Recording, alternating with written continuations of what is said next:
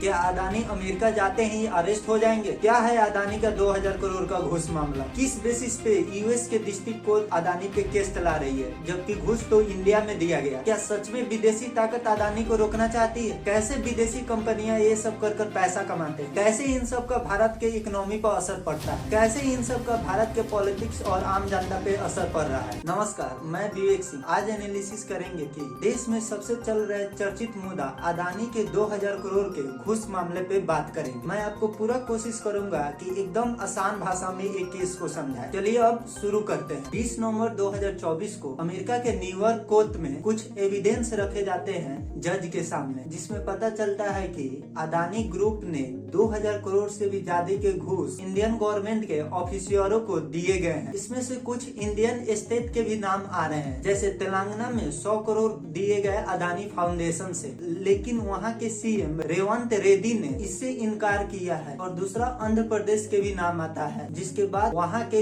SR Congress party ने भी इससे इनकार किया है। ये सारे एविडेंस अमेरिका के गवर्नमेंट ऑफिसरों द्वारा रखे गए हैं, जिसमें एफबीआई भी शामिल है, ना कि कोई वहाँ के प्राइवेट सेक्टर ने अदानी पे केस किया है। इस सारे एविडेंस को देखने के बाद कोर्ट ने गौतम अदानी, जो अदानी ग्रुप के चेयरपर्सन है, और उनके भतीजे सागर अदानी, जो एग्जीक्यूटिव डायरेक्टर हैं अदानी ग्रीन एनर्जी के, इन दोनों समेत 6 अलग अलग लोगों को कोर्ट द्वारा इंडिक्टमेंट कर दिया गया है। डोनाल्ड ट्रंप को भी कितनों केसेस में इंडिक्टमेंट किया गया है। इंडिक्टमेंट का मतलब यानी आपको फॉर्मल नोटिस आएगा कोर्ट से, आप पर कुछ आरोप लगे हैं, आप अपने बचाव में क्या कहते हैं, और एडवोकेट भी रख सकते हैं, यानी आप अभी दोषी ठहराए नहीं गए हैं, यानी आप अभी अरेस्ट भी नहीं होंगे। आप ये भी सोच रहे होंगे कि अदानी तो इंडिया में इंडियन गवर्नमेंट के ऑफिसरों को घूस दिए हैं, फिर अमेरिका में उन पर केस क्यों चल रहा है? चलिए हम आपको बताते हैं। देखिए, यूएसए का कहना यह है कि अदानी ग्रुप ने मिलियंस ऑफ डॉलर का इन्वेस्टमेंट लिए हैं यूएसए के इन्वेस्टर से, और झूठ बोले हैं एक घूस वाले मामले को लेकर, जिससे वहाँ का इन्वेस्टर का पैसा डूब सकता है अगर इंडिया में उन पर इंक्वायरी होने लगा तो। जिसके बाद अदानी ग्रुप ने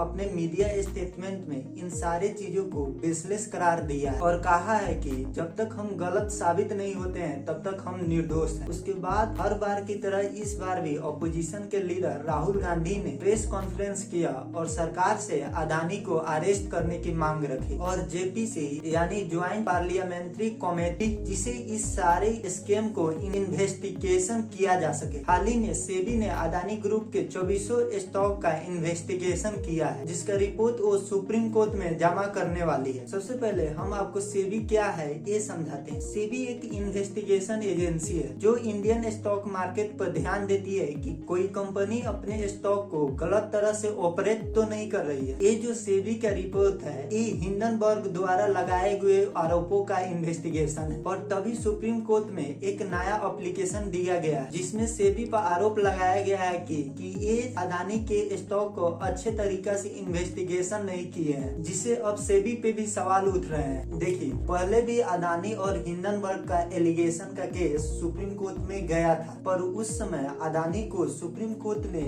क्लीन चिट दे दिया था और हिंडनबर्ग के सारे एलिगेशन को बेबुनियाद कहा था। बाद में पता चला कि हिंडनबर्ग ने अदानी के स्टॉक को शॉर्ट सेलिंग कर 4 मिलियन डॉलर कमाया। यानी जब हिंडनबर्ग ने अदानी पे आरोप लगाया था, तब उस समय अदानी का स्टॉक का प्राइस भारी तौर पे गिरा था, जिसके कारण हिंडनबर्ग ने उस समय अदानी का स्टॉक बहुत कम दाम पे ही खरीदा, और कुछ दिन बाद जब अदानी का स्टॉक का प्राइस बढ़ने लगा तब वो उस स्टॉक को बेच दिया। इसी को शॉर्ट सेलिंग कहते हैं, जिसमें 4 मिलियन डॉलर को कमाने की बात की गई।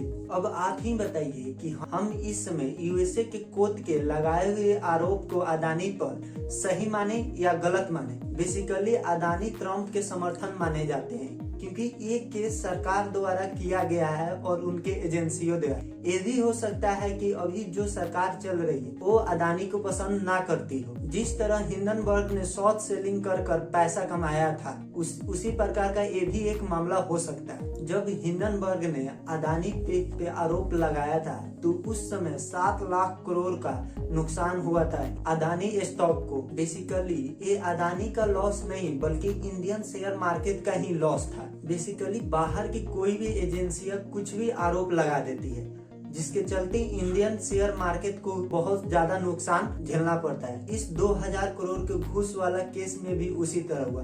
केवल यूएसए के कोर्ट ने अदानी पे आरोप लगाया, जिसके बाद इंडियन शेयर मार्केट धड़ाम से नीचे गिर गई। उसी दिन केवल अदानी स्टॉक को 2.25 लाख करोड़ का नुकसान हुआ था। स्पेशली अगर अदानी का नेटवर्थ की बात करें तो केवल इस आरोप से उसी दिन लगभग $13 बिलियन का उनके नेटवर्थ से ही लॉस हुआ। उस दिन अदानी के जितने भी सारे स्टॉक थे उस सब के सब 15% से ज्यादा गिरे। अभी ये कुछ स्टॉक को देख सकते हैं, जिसमें Adani enterprises 23%, Adani ports 23%, Adani green energy और अदानी एनर्जी सॉल्यूशन दोनों ने 20% का लॉस देखा। और भी यहाँ पे कई सारे शेयर हैं, आप देख सकते हैं। जिसके बाद अदानी का $2.6 बिलियन का प्रोजेक्ट जो केन्या में था उसको भी केन्या ने रद्द कर दिया।